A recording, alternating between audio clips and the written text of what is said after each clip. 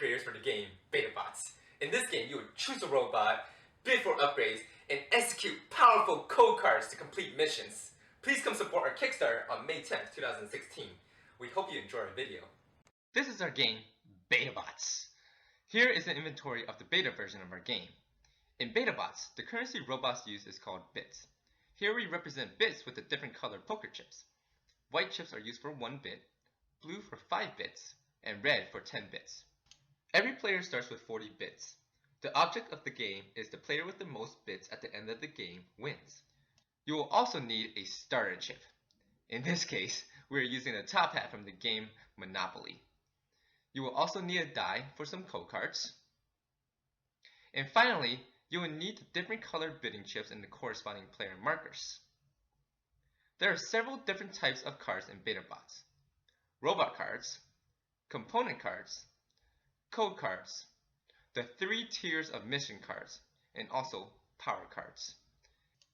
In Betabotz, you will obtain 1 robot card, and that is your robot for the rest of the game. Each robot has 4 different stats: agility, firepower, structure, and processor. The number next to each attribute is the power level of that attribute.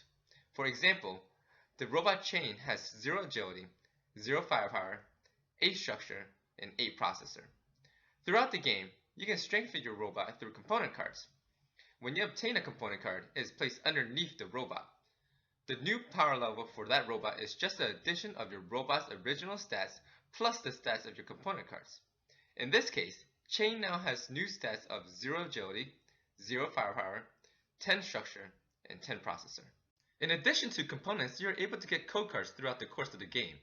Code cards can help yourself or hinder others. For example, this card will help your own robot by increasing one of its stats by 4 during the current mission. There are also special code cards. For example, this card, you can steal 1 random unused code card from another player. Code cards can only be used during mission phase and are discarded once it is used. During mission phase, a mission card is flipped face up.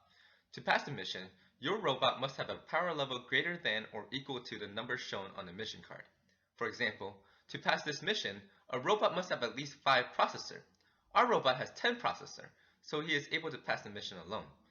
Since this player is able to complete the mission alone, he or she would gain all of the rewards, which is 5 bits in this example mission.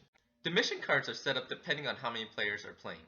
For a 3 or 4 player game, you will have 4 tier 1 missions, followed by 2 tier 2 missions, and ending with 4 tier 3 missions. For a 5 or 6 player game, you will start with 3 tier 1 missions, followed by 4 tier 2 missions, and ending with 3 tier 3 missions.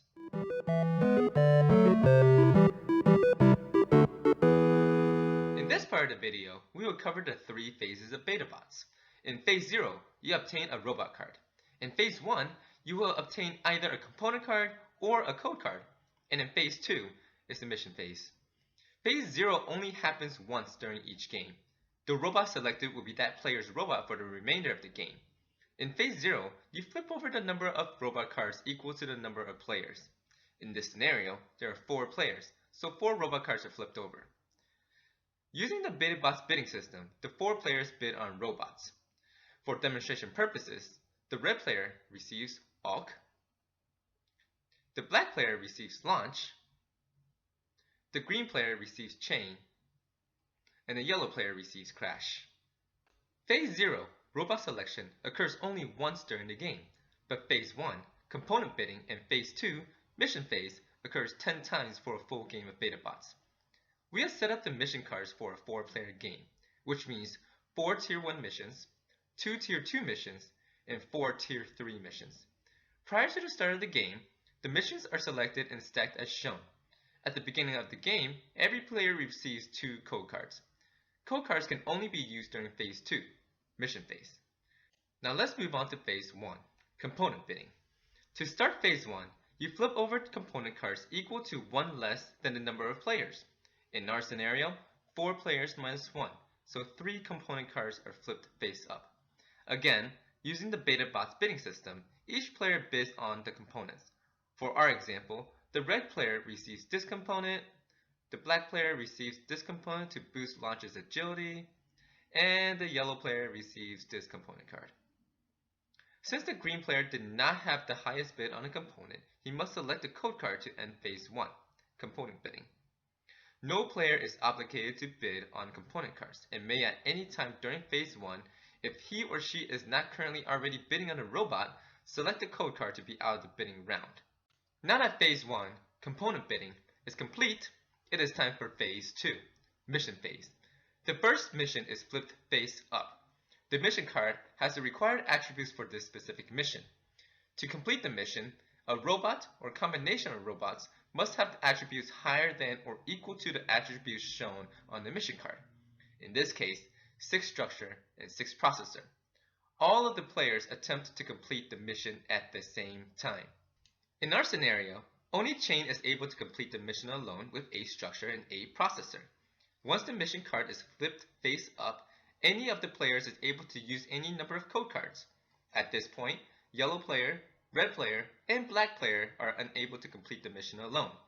However, using this code card to increase the attributes on the robot by 5, red player's processor increases from 5 to 10 for this mission only. The red player can now team up with the black player to complete the mission. When robots combine to complete missions, their attributes are combined, giving Auk and Launch a combined 14 in structure and 10 in processor. Before combining forces, the players must negotiate how they will split the reward. Once committed to a team, they are not able to back out unless specifically called out per a code card. Since no other code cards are played, the mission is passed by the green player, and the combination of the red and the black player. The green player receives all of the 12 bits reward. The red player and the black player receive the negotiated 6 bits reward. Since Crash is unable to complete the mission, he or she will not receive any rewards. To end phase 2, mission phase, the starter chip is passed clockwise so that the black player is first to act in phase 1, component bidding. Phase 1, component bidding, and phase 2, mission phase, are completed 10 times until all of the missions have been finished and the game is completed.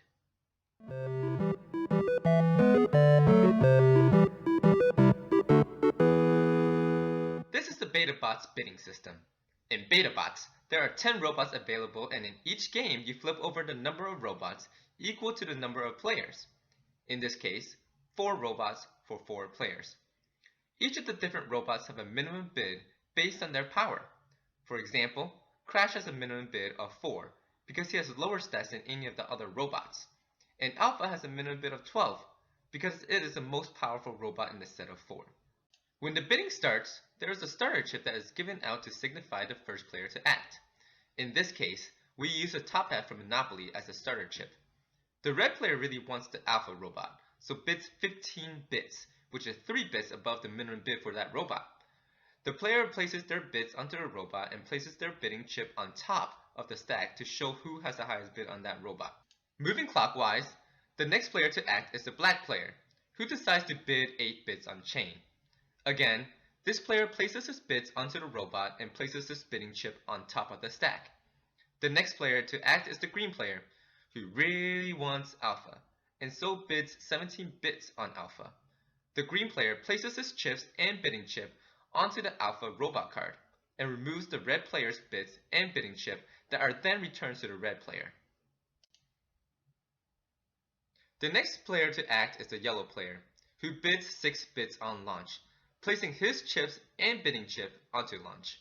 Since the red player was overbid by the green player, he is the next to act. The red player decides to bid 10 bits on Launch. The yellow player then has his bits and player chip returned. The next player, continuing clockwise, is the black player. But since this player already has the highest bid, their turn is skipped. The same is true for the green player, who is also skipped, so the next player to bid is the yellow player. This process of bidding and overbidding will continue until all of the players have a bid on a robot. In this case, the yellow player decides not to overbid the other players and places a bid of 4 bits onto Crash, and the bidding is complete. All of the bids on the table are placed in the bank, and each player takes their robot to start the game. This Betabotz bidding system is also used to bid for components throughout the game.